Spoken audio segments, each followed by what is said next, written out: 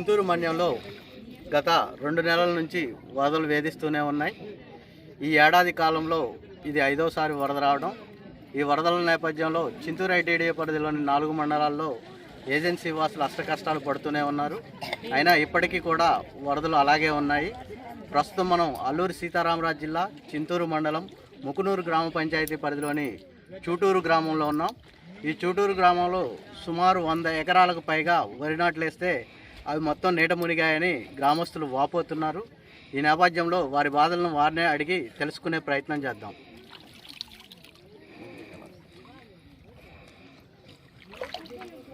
మాది చింతూరు మండలం ముకునూరు పంచాయతీ చూటూరు గ్రామం అండి.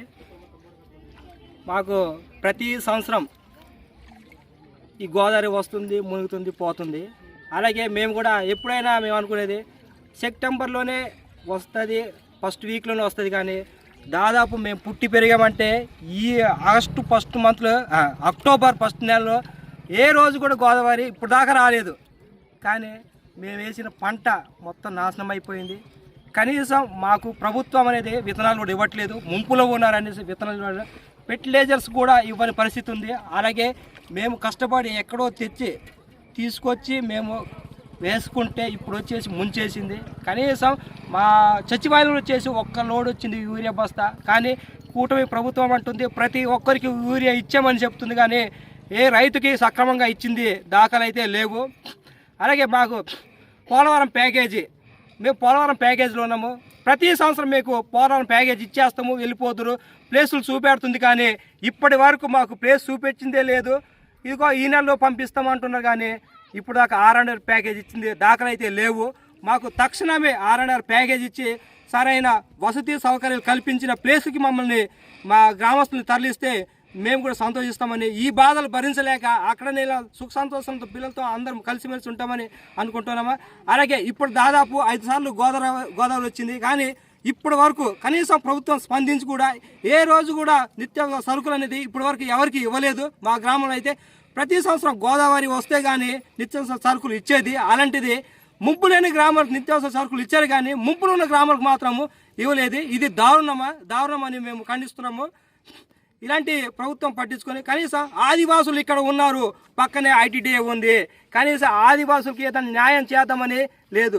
కానీ కేంద్ర ప్రభుత్వం అంటుంది మీకు కోట్లు R&R ప్యాకేజ్కి కోట్లు విడుదల చేస్తుంది. ఆ కోట్ల డబ్బులన్నీ ఎక్కడికి వెళ్ళిపోతున్నాయి? దాదాపు 2-3 సంవత్సరాల నుంచి కోట్లు వస్తున్నాయి అంటున్నారు. కానీ ఏ రోజు ఏ గ్రామానికి తరలించిన డబ్బులు అయితే లేవు. మరి మన చింతూరు మండలంలో అయితే ఒక గ్రామానికి కూడా R&R ప్యాకేజ్ ఇప్పుడు దాకా ఇవ్వలేదు. మరి వచ్చిన డబ్బుల్ని కేటిచ్చి ఆ డబ్బుల్ని ఎక్కడ మళ్ళీ ఇస్తున్నారు కూడా తెలియట్లేదు. అయ్యే డబ్బులు మాకు ఇచ్చేసి ఈ గ్రామం నుంచి మేము తరలిస్తే చాలా సంతోషంగా వెళ్ళిపోతున్నాం.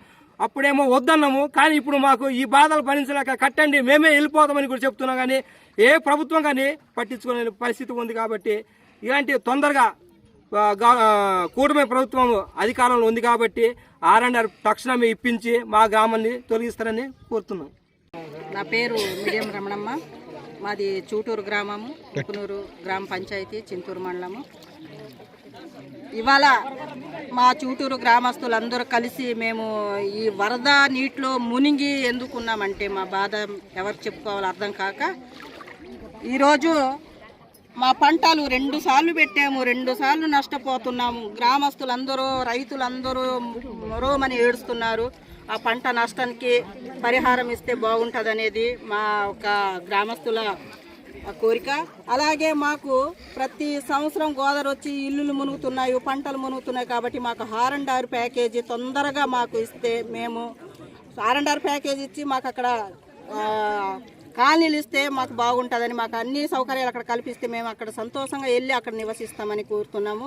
అలాగే మాకు నష్టపరిహారం కూడా ఇలా ప్రతి సంవత్సరం మేము నష్టపోతున్నాము. ఈ నష్టపరిహారం కూడా మాకు అందిస్తే మేము సంతోషంగా మేము బ్రతుకుతాము. ఇప్పుడు చాలామంది కూలీలు చేసే వాళ్ళు ఉన్నారు. వాళ్ళ కూలీలకు వెళ్ళలేక, కూలీ దొరకక పిల్లలతో బాధపడుతూ ఈరోజు ఎంత బాధతో మరోమని ఏడుస్తున్నారు. అది ప్రభుత్వం అర్థం చేసుకొని మా బాధని మాకు కొంచెం సంతోషం ఇస్తే బాగుంటుంది అనేది మేము కోరుకుంటున్నాము. ప్రతి సంవత్సరం ఈ గోదావరి వచ్చి మమ్మల్ని ఏడిపిస్తుంది. ఎన్ని సంవత్సరాల దాకా మేము ఇలా మునగాలి, ఎన్ని సంవత్సరాల దాకా మేము ఇలా బాధపడాలనేది మా యొక్క ఆవేదన. ఈ ఆవేదనని గవర్నమెంట్ అర్థం చేసుకుంటుంది అనేది మా యొక్క ఆలోచన. మేము ఈ పంటను కూడా అప్పులు తెచ్చి ఎక్కడో 10 రూపాయలకు వడ్డీ తెచ్చి కూడా పంట వేస్తున్నారు. ఆ వడ్డీ కట్టలేక కొంతమంది రైతులు కూడా ఆత్మహత్య చేస్తున్నారు. అలాగే ఇప్పుడు విత్తనాలు ఇవ్వటానికి కూడా ప్రభుత్వం ముందుకు రావట్లేదు. మీది ముంపు గ్రామం కాబట్టి మీకు విత్తనాలు ఇవ్వము అని చెప్పేస్తుంది. మరి విత్తనాలు ఇవ్వక, ఇటు పంట నష్టం ఇవ్వక రైతు ఏ విధంగా బతకాలనేది ప్రభుత్వ ఆలోచనలు. ప్రభుత్వం గుర్తించి మమ్మల్ని మాత్రం మా బాధను గుర్తించి మాకు చేయూతన ఇస్తే బాగుంటుంది అనేది మా యొక్క అభిప్రాయం అండి.